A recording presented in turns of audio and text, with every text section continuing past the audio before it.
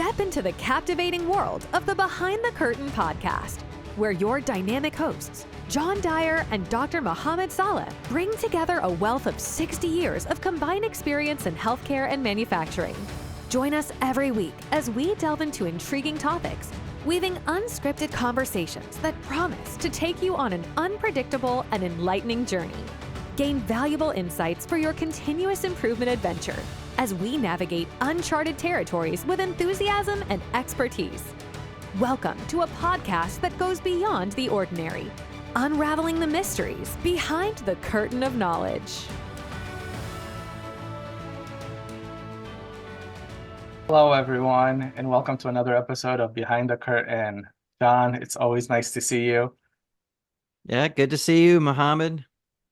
Today we have another episode that really focuses on teams, and our focus today is really going to talk about how do we motivate teams. We talked about team development, we talked about team dynamics, but I think it's really critical for teams as they go on to the journey to really understand some motivational factors that really either accelerate or impede team progress. What's your thoughts on that? Well, last week we talked about goals and objectives for teams, right? And I think we both agreed that the long-term goal should be 100%, like in quality and safety and those kinds of things. And then we can have short-term ways to measure progress, like having celebration points, so that the team can see how they're doing, right? Yeah. Well, in the past, that was called management by objectives. And that was actually a very negative thing. It was, the use of fear to motivate people, right? Or to motivate teams. We're going to say, okay, we're going to form a team and we're going to tell them they've got to get the quality from 90% to 92% by the end of the year, or something bad's going to happen. You never know what the bad thing is, but something bad will happen if you don't hit your goal. Well, that's management by objectives. And that, like I said, it used fear. And that's the way it's been for 150 years, Well, more and more organizations are realizing that is long-term detrimental to the success of the teamwork and success of the company. It burns people out. It creates division, creates silos, and trust goes out the window. Yeah. So they decided to shift from fear to using what I call bribes, money, right? Bonuses. All right. Instead of something bad happening if you don't hit the goal, we'll make something good happen. We'll give you a bonus. Well, the problem with that is that it's kind of still fear, but the inverse. Right. In other words, if if you don't hit the goal, something bad's going to happen. Well, in this case, if you miss the goal, something bad is going to happen. In other words, you're not going to get your bonus. You're not going to get your bribe. The other thing about bribes is that you have to constantly be updating them, right? Oh, well, last year we got $500. This year we better get $700 or $800, or it's not going to motivate me. Mm-hmm. And then before you know it, you're paying out bonuses of tens of thousands of dollars. And you're going to realize that, wow, this isn't worth it. So the return on that investment drops rapidly. So then the third category that I think about, okay, fear didn't work, bribes really don't work, is what we've been talking about is how, actually showing empathy to the employees by working with them to improve their processes, to actually solve problems with them, to actually make their daily lives better, spend some investment money to do 5S and clean up the workspace and make it an enjoyable place to work. Add better lighting, add better air circulation to make people more comfortable, address ongoing problems that have been around for, years, but no one has shown the compassion or the empathy to help the employees fix those problems. So now instead of dreading coming to work every day because you never know what's going to happen Yeah. bad, now you start looking forward to coming to work because you're actually seeing progress. You're Yeah. seeing things improving. The work environment got better. So you're Exactly. And one builds on the other, right? You get a little success, and that then gets people motivated to do a little more and a little more and a little more yeah. until you reach what I call in my book enthusiastic productivity. That's the fourth one. And that's where everyone in the organization's engaged. They are talking directly to the customers. They're talking directly to suppliers. They're helping craft the vision of where the organization's going.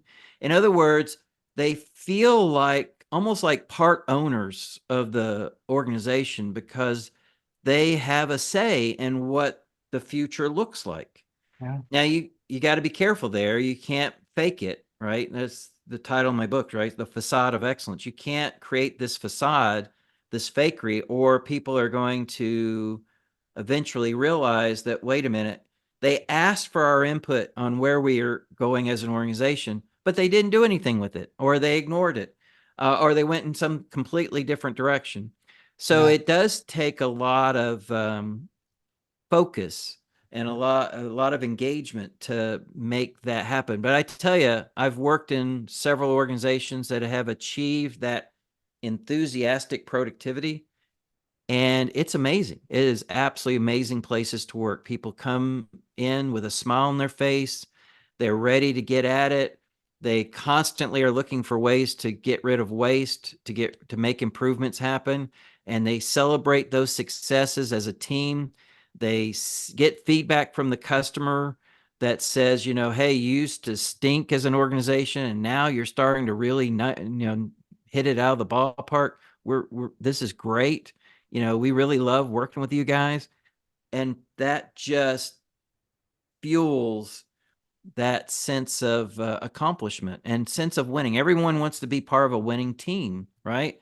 And as long as you get the feel like, wow, we're heading in the right direction, that's amazing motivators for people. Yeah. So what about yourself? How have you seen You teams know, get motivated? I agree with everything that you said. I'll just build on a few really key points that you just articulated because the fear and bribe aspect is trying to what's the word? Deflect your responsibility as a leader to motivate the team. And so there's no ownership on your end to motivate the team. You're going to either scare them or you're going to buy them. And so there's no need for you to change. And what I call lazy leadership. And those I would say don't really have like a good ground to stand on for the long term. They're very good at short term objectives, and within 2 years, you might lose your entire team. Um, I want to go back to the other two that you talked about, the care and the enthusiastic employee who wants to, that feels like an ownership, has owners in the company. There's an umbrella that you talked about around creating an environment that they want to work in. And I reflect on, I'm going to just say two quick stories here. The first one is there's a story that I was told very early in my career about an Italian woman in Italy walking down the streets. I'm not sure if you're familiar with that or not, but she was walking down the street and ran into three people on the floor making bricks. And she stopped at the first one and said, "What are you doing?" And he said, "I'm making bricks." They were doing the same thing. She Right, walked up to the second person and said, "What are you doing?" And he said, "I'm feeding my family." right, And then she walked to the third person and she said, "What are you doing?" And he said, "I'm building a cathedral." right, All three of these people are doing the same exact task. But when I look at how do I motivate a team, is how, from a purposeful intent leader, how do I go out there to try to help people move from making bricks to building cathedrals? And so it brings down this umbrella of purpose. Do they feel like do they have purpose in what they do? Do they understand what it means? There's two really main ingredients in that. The first one is, what am I going to do as a leader differently? And so maybe I need to go on the floor every single day and find recognition. Maybe I need to go out every single day and sweep the floor and show discretionary effort. Maybe I need to go out there every single day and find pebbles in people's shoes and help remove those obstacles for them. So I have to do something as a leader. So there's that. The second thing I have to do is I have to know that this human capital that I have has to grow. And I have to trust that I want this person to grow, not use the person for my own benefit, where bribes are using that person for your own benefit. But if I want to grow you, because maybe you don't know how to build a cathedral, but I'm going to teach you how we're going to build a cathedral, and you're going to gain a lot of skills in that journey. So it's not a destination. You're on a journey with us, and I want to invest in you. And here's the roadmap of how you're going to grow, so that we as a team could build a cathedral, something iconic, a legacy for that other people could aspire to emulate. So I feel like there's two pieces here. The piece is how do I grow people, huge motivational factor. And then the other piece is how do I move them from making bricks to building cathedrals? And what is my role as a leader? Yeah, I love that. And again, think about it, right? If you took a group to go benchmark another company, how many people in that group work on the shop floor? Yeah. Right. We tend to take executives to try to get them to change their minds, to try to get them inspired. Yeah. Why can't you do the same with, people who actually do the work, that are that are making things happen? How many shop floor people go to conferences, go to lean conferences? We talk about how important it is to educate people, and inspire people. Why can't we take, people that are part of the team to these conferences? I tell you, there are some other interesting ways to motivate. I got a story where this particular group, this particular company made spare parts for products that their mother company produced, right? Yeah. And so you would think the people who make the spare parts using the actual engineering drawings and materials from suppliers would be able to do it better than anyone else in the world, right? Well, they had been their lead times or their promise dates were 4 weeks to make a replacement spare part. And that had been 4 weeks forever, right? And so when I pulled this team together, and it included several shop floor folks, some engineers, some supervisors, team leaders, that sort of thing. It was pretty good mix of people. First meeting we had, they sat down and were like, 4 weeks, that's it. There's just no way we can do it any faster than that. It's just, that's the way it is. Yeah. Well, I got really frustrated, right? And I was like, gosh, how do you get them off of this viewpoint, this paradigm that it's got to be 4 weeks? So before the next meeting, I did a little research, and we come into the room for the second meeting, and they're still, adamant. Oh, I don't know why we're even meeting because it's 4 weeks. So I had a speakerphone in the middle of the table, and I said, "Look, okay, you really think it's 4 weeks?" So I dialed up one of their competitors. Now, this competitor was what was considered a pirate. They actually didn't have the drawings. They didn't have the original materials. They copied it and made replacement parts, same quality, same standards, but doing it using their own drawings based on creating a facsimile of the original spare part. So I called them up real time while everybody's in the room. They didn't even know what I was doing. I was like, just give me a minute. I dialed up. And they said, hey, this is company XYZ. How can I help you? And I said, well, I need a spare part, and here's the part number. And they're like, okay, great.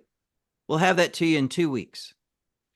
And I said, so you must have a lot of these parts laying around to be able to do it in 2 weeks. And they're like, oh, no, we make it, we manufacture it and ship it to you in 2 weeks. And I said, oh, well, thank you. Let me think about it and I'll get back to you. Hung up. Looked around. I mean, it was dead silence in the room. And like, especially several of the machinists, their mouths were open. They were just like stunned. They're like, wait, how can they do that in 2 weeks? And it's taken us 4 weeks. And then all of a sudden, it just like chaos broke out in the room. They're like, we got to beat these people. These are the people who are stealing our business. And they can do it in 2 weeks. And we're doing it in 4. Oh my gosh. They'll have it we to you in 2 weeks. right. We got to do something. We're going to go out of business if we don't do something. And that was the motivator they needed to get through that, break that paradigm. And I tell you, in 6 months, they were down to 1 week. It was very cool. That's such a catalyst to empowerment, is to be Right. able to give that purpose or vision or inspiration of how could we win, and give them the space to do whatever they need to do to get there. Well, And well, so, think about it, right? If you don't know the score, how do you know if you're winning or not? yeah, Right. So yeah, they knew their score was 4 weeks. They had no idea what the competitor score was. yeah, And then once they realized that they were losing, uh-huh, no one wants to be part of a losing team. yeah. That was the motivation they needed to get off their tails and start making change happen. Imagine And like watching I a said, basketball game with no scoreboard. right, Like right. it's not an it's Or only knowing one score, score. Yeah, yeah, yeah, right? absolutely. Are we winning or not? Yeah, Well, in this case, they were losing, and they were losing bad. And they didn't know it. And that was the motivator they needed. And like I said, they got it from 4 weeks all the way down to 1 week with the plan to keep chipping away at it. They were just like really motivated. Hey, let's see if we can get this down to 4 days. yeah, So yeah, that's part of it. Is we tend to not let our employees know how we're doing, and yeah, that's again when you're using fear and bribes. The thought is well, they don't need to know how we're doing because they're being motivated by these other methods. yeah. But no, once they start to see how we're doing and start getting real-time feedback from customers, then it's like, oh, we need to make changes. We need to improve. Yeah, you just hit on something that I wasn't considering, but as you were talking through it, I was like, you know what? When people set up visual boards in factories or in hospitals, or a lot of times they're using that board as a mechanism to communicate how they're doing to the top, not communicate the score to their people. And so you'll see aspects of that board that's really boring. Like they'll have, here's how we're doing with safety, quality, delivery, cost, inventory, and so forth, SQDC boards and stuff like that. And it won't have any section on recognition. It won't have, what did we learn from yesterday on it. It won't have an improvement section at all, so people can't submit their ideas or see even how they're moving. And it doesn't even give the space. So if we're not hitting our metric, how do we empower our people to change that metric? It's like, here's how we did. All right, next one. Verse, here's how we did. Here's some of the reasons why. Hey, team, do you know why we didn't hit the metric yesterday? What could we do differently today? And then every day it becomes one little baby step of improvement just to see what we could do to hit. And it becomes an empowerment board or an engagement board, not a report out board. And so, and that I think in itself has a way to motivate people and Well, motivate but teams. there's a key point that you made there, though, because that board can quickly shift from motivating board to a demotivating board, right? So if there's a bunch of red on the, red, green status, if there's a bunch of red and one of two things happens, then you're in big trouble with that team. if either the executives come down and start blaming the people, right? Scrutinizing tool. Yeah. Yeah, then it becomes fear. Yeah. Now you're using fear as a motivator. Hey, you better get rid of those reds or something, or we're going to need to replace half of you. Yeah. Well, that's fear. Yeah. So that then becomes a demotivator. Or if there's a feeling like no one cares or is helping them make those changes, 100%. right? So in other words, oh yeah, half of our metrics were red yesterday, but we're not going to give you any opportunities to change anything. We're not going to actually create some teams and do some research and actually collect some data and try do plan, do, check, act, just scientific thinking. We're not going to do any of that. Just try a little harder and maybe we can turn some of these reds to green. No, that'll be a demotivator. And I tell you, it's interesting to me every time I go, visit a company or an organization and they have those kind of status boards, the first thing I do is look at when was the last time it was updated. Yeah. Right. And what You'd was the be last amazed at how many of them haven't been updated for months, maybe even years. So at one point were put up there and somebody really did a good job of, crafting it and putting the magnets, the red and green magnets and stuff. But what happens is that over time they fall apart because people are using it to blame, or they aren't motivating it to actually make changes and improvements happen. And then the employees will be like, well, I'm not updating that anymore. Yeah. Why should I update something that's being used as a tool to, make us feel bad? Yeah. We talked about a lot here. One of the things when I lead teams through change, I ask the leaders of the areas to first start with, could they go to the floor each day and start finding the good that their people are doing and recognize them for it? Then can you start focusing on walking on the floor and seeing how you could create a better work environment and do the little things that need to be done, and show them that you're not too big for it, and go sweep the floor pretty much. Right. Then after that, and make that a ritual each day, do those two things. And then once you graduate from those two, then start going and finding pebbles in people's shoes around things that matter. Then start talking to your employees about how to move them from brick makers to cathedrals. At that point, you've graduated that you earn a board to put your findings of those 4 things onto something, because that's the depository of your team's effort. And it's to make visible the engagement of your participation with your team. It's not the other way around. Right. You don't start with a board without no rituals. Right. So, yeah. And the board, all it does is basically say, are we winning? 100%. Yeah. All right. Very good. Well, hey, this has been a great series that we've done on teams. Yeah.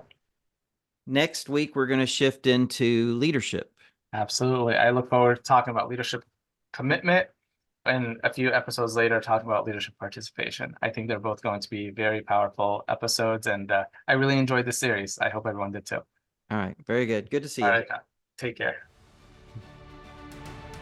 As we draw the curtains on another fascinating episode, we wanted to express our gratitude for joining us on this enlightening journey. If you're hungry for more captivating and thought-provoking discussions with John Dyer and Dr. Mohamed Saleh, hit that subscribe button to ensure you don't miss a beat. Until next week, keep exploring, stay inquisitive, and stay inspired. See you on the next Behind the Curtain adventure.